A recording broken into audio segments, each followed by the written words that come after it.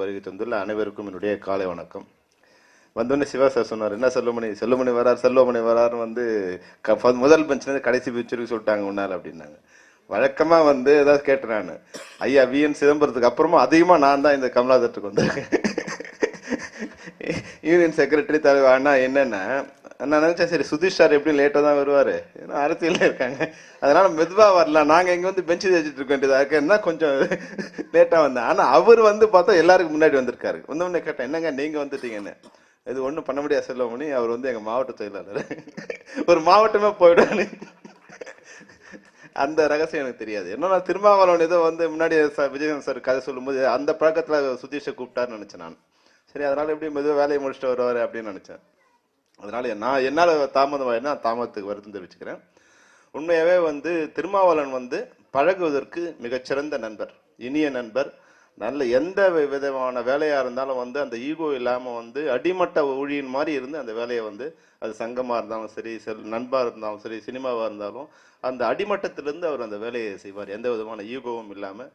வளர்ந்த பையனா சின்ன பையனா எப்படி வேணாலும் அவர் நம்ம பயன்படுத்தலாம். அப்போ அதனால தான் நீங்கள் மேடையில் பார்த்தீங்கன்னா வந்து நிறைய பேர் வந்து இந்த இதுக்கு வந்து வந்திருக்கிறதுக்கு காரணம் வந்து அவருடைய திருமாவளவருடைய நட்பு தான். அது நட்புக்கு வந்தாலும் இந்த வந்து விக்ரம் சார் சொன்ன மாதிரி படம் பார்க்கும்போது ட்ரெய்லர் அவர் சொன்னார், ஏன்னா அவர் கதை தெரிஞ்சதால அவருக்கு சொல்லியிருக்கலாம். ஆனால் உண்மையாகவே ட்ரெய்லர் வந்து என்னவோ ஒரு புதுசாக இருக்குது, அப்படி எதையோ பார்க்க எதையோ சொல்ல வராங்கிற விஷயத்த வந்து ட்ரெய்லர் அவ்வளோதான் இருக்கணும். அது வந்து மொத்த டீட்டெயில் அதில் தெரிஞ்சிடக்கூடாது.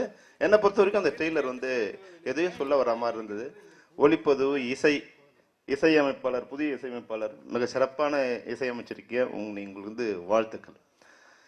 இப்போ எந்த படமா இருந்தாலும் முன்னாடி நாங்கள் பேசும்போது வந்து என்ன, சின்ன படங்கள் தயாரிப்பது இன்னைக்கு ரொம்ப ஈஸி. அதான் வந்து நாங்கள் தொடர்ந்து நாங்கள் வந்து இயக்குனர் விக்ரமன் கூட புதிய முயற்சி எடுத்தார். இன்னைக்கு வந்து இண்டஸ்ட்ரியில் ஒரு புதிய அலையை இன்னைக்கு வந்து ஃபார்ம் பண்ணியிருக்கு, ஒரு புதிய ரெவல்யூஷன். என்னன்னா, ஒரு பட்ஜெட்ல ஒரு 1 கோடி ரூபாய் 2 கோடி ரூபாய் இருந்தால் மிகச்சிறந்த திரைப்படத்தை ஒரு நல்ல இயக்குனர், நல்ல தயாரிப்பாளர் தயாரித்து விட முடியும். தமிழ் திரையுலகில் இன்னைக்கு வந்து அவ்வளோ வந்து டெக்னிக்கல் எக்ஸலன்ஸ் இருக்கு. இருக்கிற வசதியை வச்சுட்டு மிகச்சிறந்த திரைப்படங்களை தயாரிக்க முடியும். இது வந்து இன்னைக்கு வளமான ஒரு இதுக்கு எடுத்துக்காட்டு. ஆனா தயாரிக்கப்பட்ட அந்த திரைப்படங்கள் வெளியிடப்படுமான்னா அது கிடையாது. இன்னைக்கு இருக்கிற இண்டஸ்ட்ரியில சின்ன படங்களை திரையிடவே முடியாது. அதுதான் இன்னைக்கு இருக்கிற ஏறக்குறைய 200-300 படங்கள் வந்து தயாரிக்கப்பட்டே இருக்கு. டெய்லி பூஜை போட்டே இருக்கோம், டெய்லி ஆடியோ ரிலீஸ் பண்ணிட்டே இருக்கோம். ஆனா ஒரே ஒரு பைசா தயாரிப்பாளருக்கு வருமானம் வருதான்னா இன்னை காலகட்டத்தில் அந்த சூழ்நிலை இல்லை. ஆனா கிரவுண்ட் லெவல்ல பாத்தீங்கன்னா, ரியாலிட்டி பாத்தீங்கன்னா வந்து 150 கோடி 200 கோடியா இருந்த ஆண்டு வருமானம் தமிழ் திரைப்படத்துறையின் வருமானம் இன்னைக்கு வந்து 1000 கோடிக்கு மேல வந்துகிட்டு இருக்கு. வருமானம் என்னமோ 1000 கோடிக்கு மேல வருது.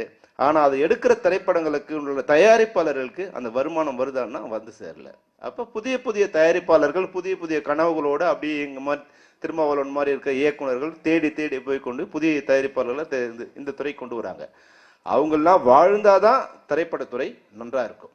ஏன்னா உடம்புல நமக்கு வீக்கம் வந்தா, ஆஹா பையன் ரொம்ப அழகா இருக்கா, குண்டா இருக்கான்னு சொல்றது இல்லை. உடம்பு வீங்கி இருக்கு, யானைக்கால் நோய் இருக்கு, ஒரு கால் வீங்கி இருந்தா, கால் மட்டும் வீங்கி இருந்தா யானைக்கால் நோய் இருக்குன்னு தான் சொல்லணும்.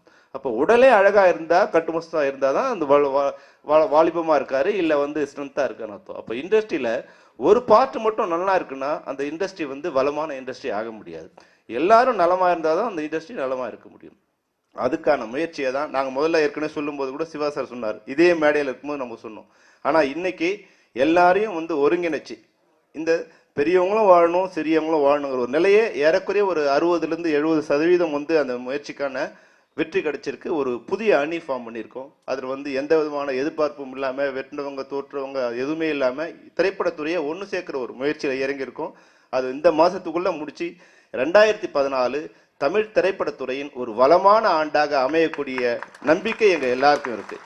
அந்த வளமான நம்பிக்கையில் இந்த படம் திரையிடப்படும் போது நிச்சயமாக இளங்கோவன் மாதிரியான தயாரிப்பாளர்கள் இந்த தமிழ் திரைப்படத்தில் நலமாகவும் வளமாகவும் வாழ்வார்கள். சிறந்த திரைப்படங்களை எடுத்த தயாரிப்பாளருக்கு உரிய லாபம் கிடைக்கும். அதற்கான வழிவகைகள் வந்து கொண்டிருக்கின்றது. இந்த திரைப்படமும் அந்த காலகட்டத்தில் வெளியாகி நல்ல வசூலை பெற்று, விக்ரமன் சொன்னாரு, நல்ல அவார்ட்லாம் கிடைக்கும், அவார்டும் கிடைக்கணும், ரிவார்டும் கிடைக்கணும். இந்த படம் வெற்றி அடைய வேண்டும். இதில் சம்பந்தப்பட்ட அனைத்து தொழில்நுட்ப கலைஞர்களும், இயக்குனரும், நடிகர்களும் வளம் பெற வேண்டும் என்று சொல்லி வாழ்த்து விடைபெறுகிறேன். நன்றி, வணக்கம்.